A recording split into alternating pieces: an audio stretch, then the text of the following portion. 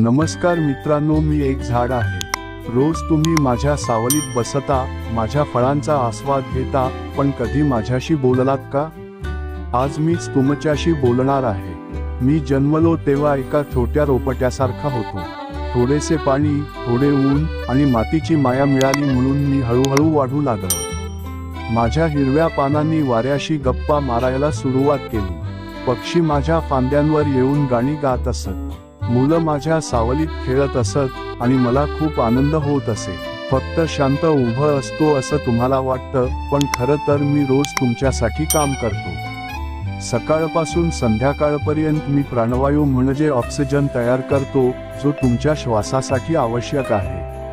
मी carbon dioxide शोषून घेतो आणि पृथ्वीला थंड ठेवतो।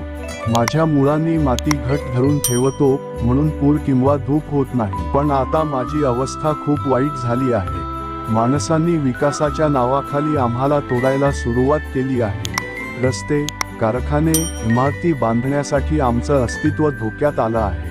मी अनेक मित्रांना पडताना पाहिलं आहे। कुठे धूर पसरला आहे, कुठे माती सुकी आहे आणि पक्ष्यांनी आपली घरटी गमावली आहे। हे सगळं पाहून मला खूप दुःख होतंय।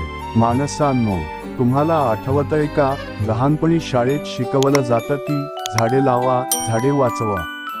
पण आज तुम्हीच ती विसरलात। जर तुम्ही आम्हाला नष्ट केलं तर उद्या तुमचं जगणं कठीण होईल। पाऊस कमी पडेल, हवा गरम होईल आणि श्वास घेणं सुद्धा कठीण होईल। मला एवढंच सांगायचं आहे की आम्ही झाडे तुमचे शत्रू नाही, आम्ही तुमचे खरे मित्र आहोत।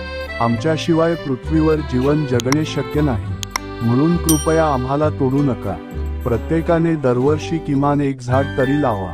आमची काळजी घ्या, पाणी द्या आणि आमच्यावर प्रेम करा। जर तुम्ही आम्हाला जपलं तर आम्हीही तुम्हाला भरपूर देऊ। स्वच्छ हवा, गोड फळे, थंड सावली, सुंदर वातावरण आणि आनंदी आयुष्य। म्हणून मित्रांनो, आजपासून ठरवा, झाडे लावा, झाडे जगवा, पृथ्वीला हिरवे बनवा।